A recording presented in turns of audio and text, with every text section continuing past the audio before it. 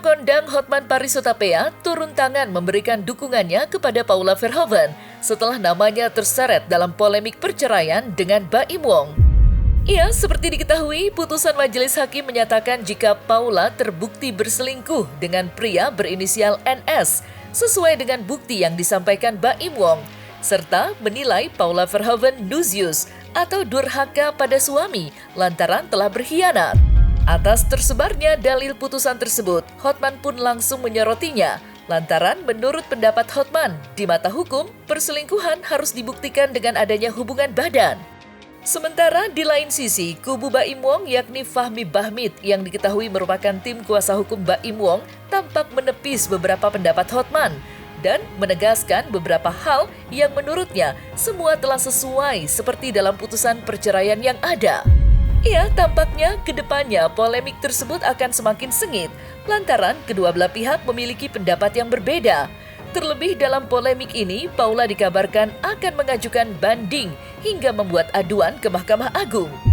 Dan untuk mengetahui perang pendapat yang cukup sengit itu, maka inilah 5 perang sengit antara Hotman Paris dan kubu Baim Wong, versi Cumi Top 5. Hotman Paris secara terang-terangan memberikan dukungan kepada Paula Verhoeven yang merasa tak terima didalilkan berselingkuh dan nuzius atau durhaka terhadap suami dalam amar putusan perceraiannya dengan Baim Wong. Ya, dukungan tersebut diberikan oleh Hotman lantaran menurut pendapat hukumnya, tudingan perselingkuhan itu harus dibuktikan dengan adanya hubungan badan. Yang menarik, pendapat hukum Hotman itu bak ditepis oleh tim kuasa hukum Baim Wong, Fahmi Bahmid, di mana ia menegaskan seorang pengacara harusnya dapat membedakan antara perzinahan dan nuzius. Ya, menurutnya hal tersebut adalah dua hal yang berbeda. Sedangkan dalam permasalahan ini, Paula dinyatakan terbukti sempurna nuzius. Lantas, seperti apa pendapat hukum Hotman Paris? Dan bagaimana tepisan dari kubu Baim Wong? Terhadap Paula, kasus Paula, saya bukan pengacara dia, tapi begitu saya melihat video hakim, juru bicara hakimnya mengatakan bahwa cerai karena alasan dia itu istri durhaka dan ada laki-laki lain, saya protes besar.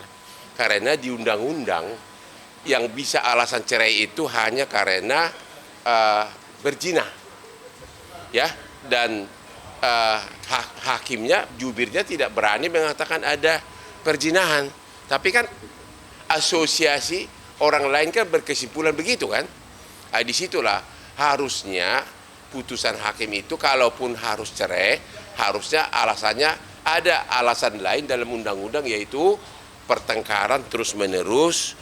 Ya, pertengkaran terus-menerus karena ya itulah pergaulan boleh yang tidak setuju. Tapi kalau dibilang istri durhaka karena ada laki-laki lain, itu pasti arahnya seolah-olah terjadi perzinahan.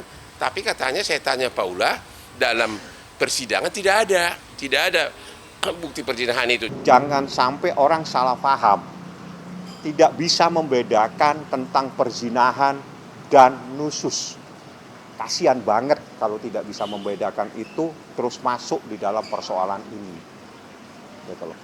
Perzinahan sesuatu yang beda, cara pembuktiannya beda, dengan saksinya pun beda.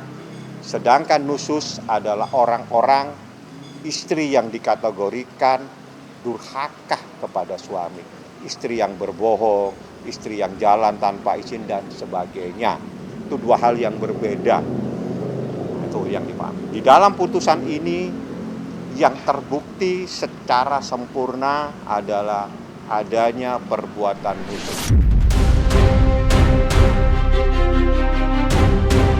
Hotman Paris mengaku telah mempertanyakan bukti yang digunakan untuk menyebut Paula berselingkuh sebagaimana yang tercantum dalam putusan perceraian. Dan menurut pengakuan Paula, tidak ada bukti yang secara terang-terangan menunjukkan perselingkuhan dirinya dengan pria berinisial NS. Atas pengakuan Paula, Hotman lantas semakin kuat berpendapat jika tidak ada bukti perzinahan, maka tudingan perselingkuhan tersebut tidak sah. Sementara kubu Baim Wong tampak mempersilahkan kubu Paula memberikan bantahannya, lantaran mereka meyakini putusan perceraian dari Majelis Hakim Pengadilan Agama Jakarta Selatan. Lantas, seperti apa pendapat hukum Hotman Paris dan bagaimana respon kubu Baim Wong? Saya tanya lagi sama Paula, benar nggak sih ada perzinahan? Nah, ya, terus bukti apa? Bukti apa yang diajukan, ya kan? Terus oleh Paula di WA ini, WA-nya ini, ya mungkin saya udah posting juga. Paula mengatakan,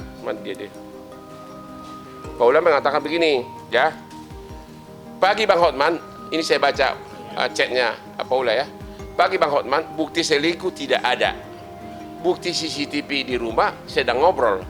Ada ngobrol di meja makan, di kamar tamu, seberang kamar utama, tapi posisi duduk berjauhan dan pintu tidak terkunci. Jadi sekali lagi tidak ada CCTV yang melihat ada hubungan zina atau persetubuhan.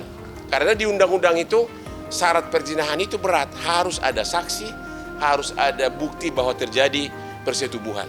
Itu tidak ada. Nah, terus saya tanya lagi, apalagi bukti lain?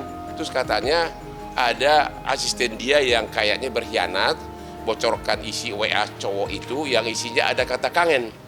Ya, tapi kan kata kangen kan bukan perzinahan. Hotman kirim kata kangen kepada ribuan wanita.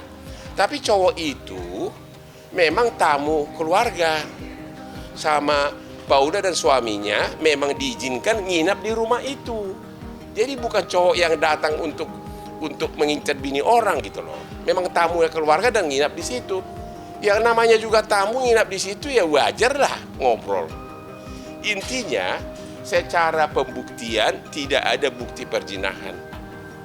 Tidak, sehingga soal benar tidaknya kita nggak tahu, tapi kan yang berlaku kan bukti di persidangan tidak ada. Kalau orang membantah silakan membantah. Putusan ini sudah dibacakan dan inilah yang sebenar-benarnya. Hotman Paris menduga jika juru majelis hakim telah mencemarkan nama baik Paula Verhoeven lantaran telah secara terang-terangan mengungkapkan isi putusan perceraian Paula dan Baim Wong. Sementara kubu Baim Wong Fahmi Bahmid menilai amar putusan perceraian tersebut telah terbukti secara hukum dan tidak ada ketentuan yang melarang majelis hakim mengungkapkan hal tersebut. Lantas, seperti apa pendapat hukum Hotman Paris? Dan bagaimana respon kubu Baim Wong? Seorang hakim jubir pengadilan agama tidak boleh membahas itu secara detail begitu karena putusannya kan belum final kan, masih banding. Dia mengatakan ada sebagai istri durhaka, itu nggak boleh. Ya tidak boleh dong menghujat orang. Itu namanya menghujat. Karena memang buktinya pun nggak ada gitu loh. Ya kan, kecuali memang ada video itu nggak ada. Ya, kecuali kalau dibilang bahwa terbukti perzinahan karena sudah ada saksi, ada bukti, itu lain hal. Ini nggak ada. Itu kira-kira. Jadi itu pernyataan dari jubir pengadilan agama itu sangat mencemarkan nama baik Paula. Dan ini adalah putusan, bukan keinginan saya, bukan keinginan Baim Wong, tapi ini secara hukum amar putusan dan itu adalah pertimbangannya terbukti nusus. Humas, jadi yang menyampaikan adanya putusan tersebut itu adalah humas pengadilan. Dia adalah menyampaikan intisari daripada putusan, di mana di dalam pertimbangannya itu seperti adanya nusus. Nusus itu adalah seorang istri yang durhaka kepada suaminya. Itu pertimbangannya itu ada di sini semua. Disinilah muncul kalimat adanya nusus atau adanya pertimbangan yang menyatakan bahwa seorang istri itu durhaka kepada suaminya. Jadi dinyatakan di sini termasuknya adalah keluarnya istri dari rumah suaminya tanpa izin. Nusus adalah kedurhakaan seorang istri terhadap suaminya dalam hal-hal yang diwajibkan baginya untuk taat kepadanya. Ini adalah pertimbangan hakim. Ini adalah dasar, bukan kemauan saya. Dan itu pun bukan apa yang disampaikan. Humas hanya menyampaikan apa yang ada dalam putusan. Buntut tak terima dinyatakan berselingkuh dan nuzius di dalam amar putusan perceraian, Paula Verhoeven diketahui telah melaporkan majelis hakim ke Komisi Yudisial atau KY. Namun dalam hal ini Hotman Paris memberikan pencerahan kepada Paula agar Paula mengajukan banding dan membuat pengaduan ke Mahkamah Agung. Strategi itu pun ditanggapi oleh kubu Baim Wong dan berdasarkan dari penuturan pihak mereka tampaknya tak keberatan dan mempersilahkan jika Paula ingin mengajukan banding. Lantas seperti apa strategi yang diberikan Hotman Paris untuk Paula melangkah? Dan bagaimana tanggapan kubu Baim Wong atas langkah yang akan dilakukan Paula tersebut? Langkah yang saya bilang, satu, pertama perlu bersuara dia ke publik. Agar, kan di Indonesia ini kan no viral, no justice. Bersuara ke publik. Kedua, kemarin dia salah hanya mengadukannya ke Komisi Yudisial.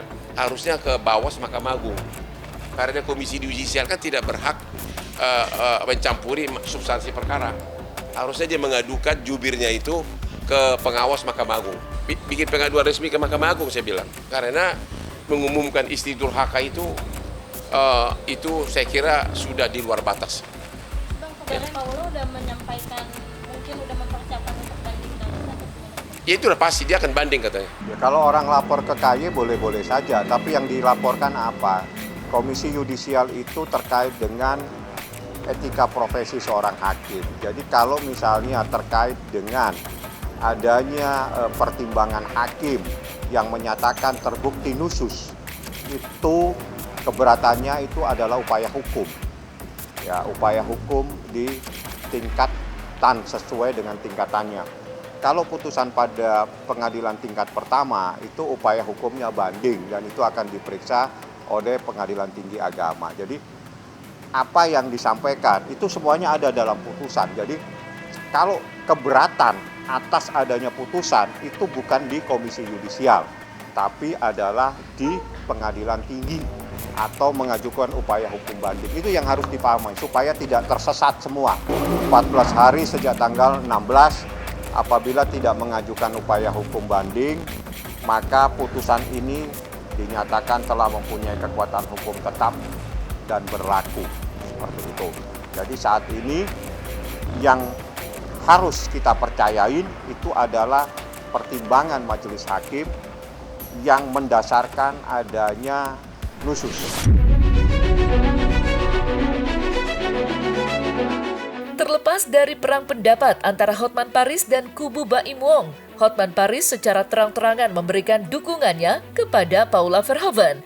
Usai menilai jika di dalam polemik perceraian Paula dan Baim Wong itu terdapat ketidakadilan dan hukum yang melenceng. Menariknya, meski bersedia memberikan bantuan hukum, Hotman nyatanya menolak untuk menjadi tim dari kuasa hukum Paula. Lantaran menurutnya, dukungannya itu hanya sebatas support demi keadilan. Saya bukan pengacara dari Paula, cuma saya memang sudah puluhan tahun setiap ada hal yang ketidakadilan atau hal-hal yang secara hukum melenceng, saya selalu bersuara. Dan karena pengaruh Instagram saya itu sangat besar, karena followernya juga hampir 10 juta, sehingga kalau saya omongin tentang hukum, tentang kasus yang terjadi, banyak pengaruhnya dan banyak manfaatnya. Tidak, bantuan hukum saya bukan sebagai pengacara, tapi bersuara ke publik agar semua para aparat hukum dengar. Itu sangat berpengaruh.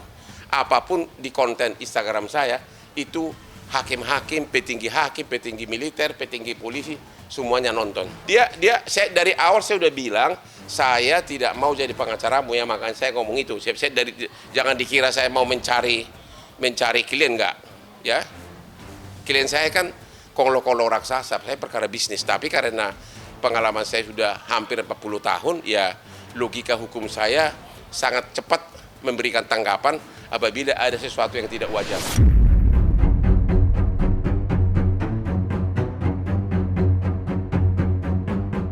Nah, selesai sudah Cumi Lovers. Jangan lupa untuk like, subscribe, dan juga share channel YouTube Cumi Cumi.